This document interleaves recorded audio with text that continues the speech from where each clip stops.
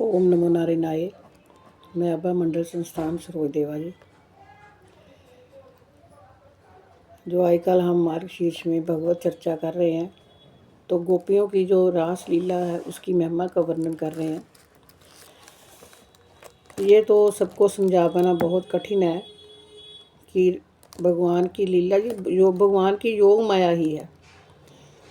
भगवान तो 1 मिनट में सृष्टि का निर्माण कर देते हैं, 1 मिनट में सृष्टि को समाप्त कर देते हैं। हमारे लिए ही है जो साल हो गया, 2 साल हो गए, 5 साल हो गए, 10 साल हो गए, हमारी 70 साल की आयु होगी, 80 साल की होगी।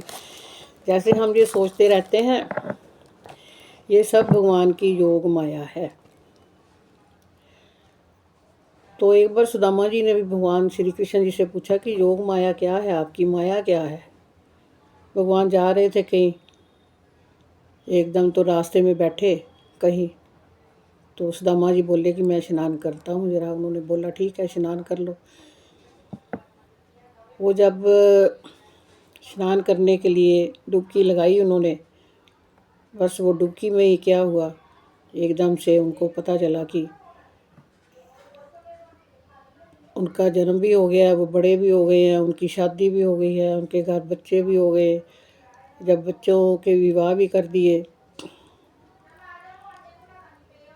तो इतना कुछ होने के बाद उनके सामने ही उनके कुछ पुत्र जो है समाप्त हो गए। उनका धन कोई चोर चुरा कर ले गए, उनके साथ लड़ाई झगड़े हुए। आगे जब उनको मारने लगे तो एकदम उन्होंने कहा हे प्रभु बचाना।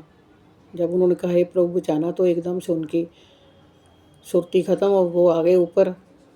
भगवान श्री कृष्ण ने कहा क्या हुआ, तो वे बोले प्रभु ये मैंने क्या देखा, अभी इतनी दुनिया मैंने 1 मिनट में देख ली। कहते यही तो मेरी माया है।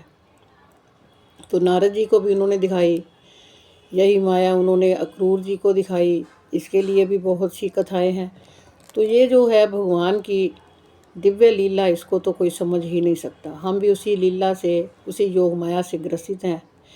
हम भी योग माया में ही हैं। ये माया हमें दिन रात अपनी ओर खींच रही है।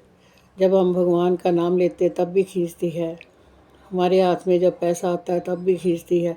तो इस योग माया के साथ, क्योंकि हम यहाँ पर जब रह रहे हैं, तो हमें सिर्फ यहाँ जीवन यापन के लिए जो कुछ चाहिए वो लेकर, अपनी प्रारब्ध के अनुसार लेकर, फिर उसके लिए ज़्यादा लालच, धोखेधड़ी, चोर बाजारी, किसी के साथ मार पिटाई, ये हमें नहीं करनी चाहिए। और जो प्रारब्ध के अनुसार मिलता है उसी से ही अपना जीवन यापन करना चाहिए। क्योंकि हमारे भी ऐसी डुबकी लगनी और ख़त्म हो जाना है। आगे हमें जो दुनिया है वो दिखाई देगी, वो कौन सी होगी ये कोई पता नहीं। जो छोड़ के आए हैं वो दुनिया जो देखी उसका कोई पता नहीं। तो ये जो भगवान की माया है, इसको तो कोई समझ सकता ही नहीं। तो ये है कि गोपियों का वर्णन कर रहे हैं कि जब गोपियाँ श्री कृष्ण की वंशी ध्वनि सुनती थी तो वन में जाने लगती हैं। तब उनके सगे संबंधियों ने उन्हें रोका, क्योंकि रात में अपनी पत्नियों को, अपनी बेटियों को कौन जाने देता बाहर। फिर भी वे चली गई। इससे घर वालों को किसी प्रकार की अप्रसन्नता नहीं हुई, उनको ये गुस्सा नहीं आया। ये चली गई तो अब उनके गुस्सा करें, उन पर लड़ाई झगड़ा करें, नहीं। और ना तो उन्होंने श्री कृष्ण पर या गोपियों पर किसी प्रकार का लांछन भी नहीं लगाया। उनका श्री कृष्ण पर, गोपियों पर विश्वास था और उनके बचपन और खेलों से भी परिचित थे। उन्हें तो ऐसा मालूम हुआ मानो गोपियाँ हमारे पास ही हैं। इसकी 2 प्रकार से हम समझ सकते हैं।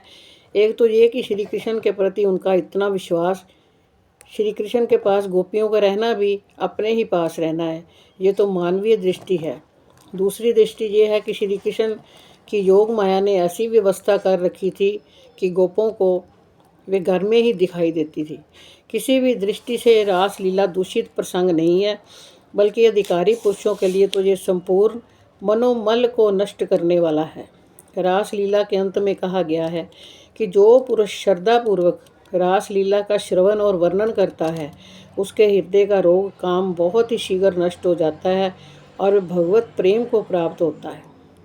भागवत में उन्होंने अनेकों स्थान पर ऐसा वर्णन आता है कि भगवान की माया का वर्णन जहाँ पर होता है वो माया से पार हो जाता है। जो भगवान के इसका वर्णन करता है वह काम पर विजय प्राप्त कर लेता है। राजा परीक्षित ने अपने प्रश्नों में जो शंकाएं की हैं उनका उत्तर प्रश्नों के अनुरूप ही भागवत में मिल जाता है। अध्याय 29 के श्लोक 13 से 16 तक और अध्याय 33 के श्लोक 30 से 37 तक श्री सुखदेव जी ने दिया है। इस उत्तर से वे शंकाएं तो हट गई, परंतु भगवान की दिव्य लीला का रहस्य नहीं खुलने पाया। इस रहस्य को गुप्त रखने के लिए 33वें अध्याय में रास लीला प्रसंग समाप्त कर दिया गया।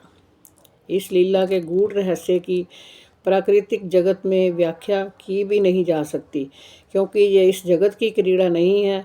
ये तो एक दिव्य आनंदमय रसमय राज्य की चमत्कारमयी लीला है, जिसके श्रवण और दर्शन के लिए भगवान परमहंस मुनिगण भी सदा उत्कंठित रहते हैं। तो यही कारण है कि भगवान की जो दिव्य लीलाएं हैं उनका वर्णन करना भी कठिन है और उन लोगों के साथ ये बताना भी कठिन है जो इनको मानते ही नहीं हैं। लेकिन इसको मानना पड़ेगा और ये मानने वाली ही चीज़ है, क्योंकि भगवान जो है वो सबके हैं और सबके साथ प्रेम करते हैं। ओम शांति शांति शांति। ओम।